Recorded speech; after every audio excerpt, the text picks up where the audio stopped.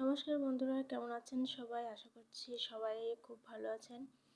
তো প্রিলাস কুকিং চ্যানেলে সবাইকে স্বাগতম। আমি আজকে রান্না করব চিকেন কারি। তো তার জন্য এখানে আলু, এটা হচ্ছে নতুন আলু ভেজে নিচ্ছি। আলুটা প্রায় ভাজা ভাজা হয়ে গেছে, তো আমি আলুটা তুলে নিচ্ছি। যেহেতু নতুন আলু সেহেতু একটু ভালো করে ভেজে নেওয়াটাই বেটার, কারণ নতুন আলুটা একটু মিষ্টি মিষ্টি হয়ে থাকে। তো এই দেখুন আমার আলুগুলো ভাজা হয়ে গেছে। এবার আমি চিকেনটা ভেজে নেব। তো আমি নুন হলুদ দিয়ে চিকেনটা মাখিয়ে রেখেছিলাম। তো এবার চিকেনটা তেলে ভেজে নেব। চিকেনটা দিয়ে দিচ্ছি।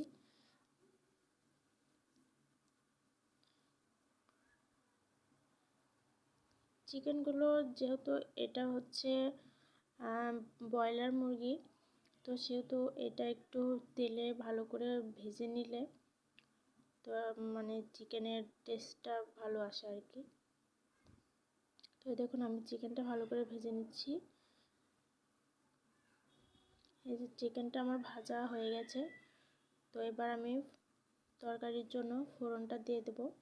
এখানে 3টে শুকনো মরিচ, 3টা তেজপাতা ও কিছু গরম মশলা দিয়েছি।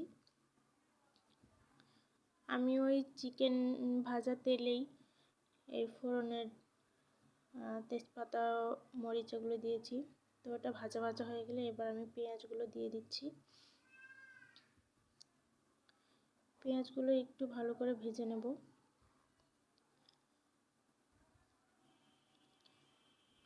চিকেন রান্নার জন্য পেঁয়াজটা একটু ভালো করে ভেজে নেওয়া ভালো, নয়তো পেঁয়াজের একটা উগ্র গন্ধ থেকে যায়। তো পেঁয়াজটা আমি এখানে লাল লাল করে ভেজে নিচ্ছি। আমার পেঁয়াজ প্রায় ভাজা হয়ে গেছে। এ পর্যায়ে আমি এখানে আদা বাটাটা দিয়ে দিলাম। এবার রসুন থেঁতো করে নিয়েছিলাম। আমি রসুনটা এভাবেই প্রেফার করব, কারণ রসুনটা আমার এভাবে দিতেই ভালো লাগে। তো এরপর আমি এখানে দিয়ে দিচ্ছি হলুদ গুঁড়ো। যে যার টেস্ট অনুযায়ী মশলাগুলো দিয়ে দেবেন। এখানে আমি হলুদ গুঁড়ো, মরিচের গুঁড়ো দিয়ে দিচ্ছি। এরপর নুন দিয়ে দিচ্ছি। যেহেতু আমি আলুগুলো ভাজার সময় একটু নুন দিয়েছিলাম, আবার চিকেনগুলো ভাজার সময়ও নুন হলুদ দিয়েছিলাম, তো সেক্ষেত্রে আমি এখানে নুনটা অল্প করেই দিলাম। এরপরে একটু হালকা জল দিয়ে আমি ভালো করে মশলাটাকে কষিয়ে নেব। চিকেন রান্না বা যে কোনো মাংস রান্নার ক্ষেত্রে মশলাটা ভালোভাবে কষানোটা ইম্পর্ট্যান্ট। তো এরপর আমি এখানে একটা পাকা টমেটো দিয়ে দিলাম। চিকেনে টমেটো দিলে একটু টেস্টটা ভালো আসে। এরপর রাঁধুনি মুরগির মশলা এখানে অল্প পরিমাণে দিয়ে দিব। এরপর মশলাটাকে আমি ভালো করে নাড়াচাড়া করিয়ে নেব। মশলাটার উপরে যখন হালকা হালকা তেল উঠে আসবে, তখন বোঝা যাবে যে চিকেনের মশলাটা কষানো হয়ে গেছে। তো এরপর আমি এখানে আলু দিয়ে দিচ্ছি।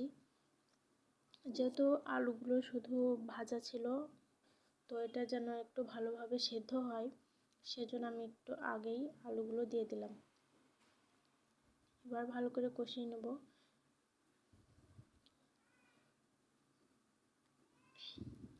আলু ও মশলাটা একটু ভালোভাবে কষানো হয়ে গেলে এরপর আমি চিকেনগুলো ভেজে রাখা চিকেনগুলো দিয়ে দেব।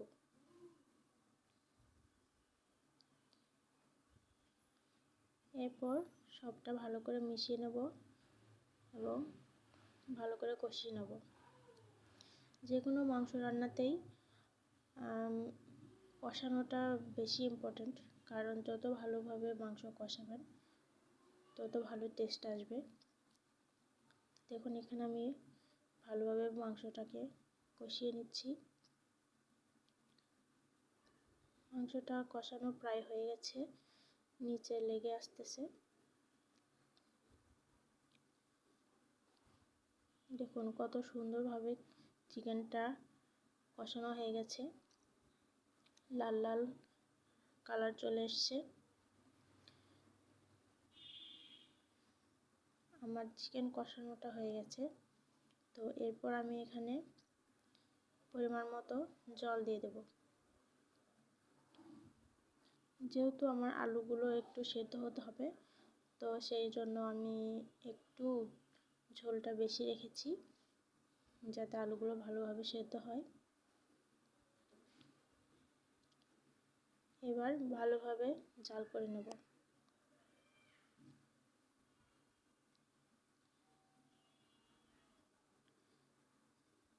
দেখুন আমার মাংস রান্নাটা হয়ে গেছে। এবার চলুন পরিবেশন করি।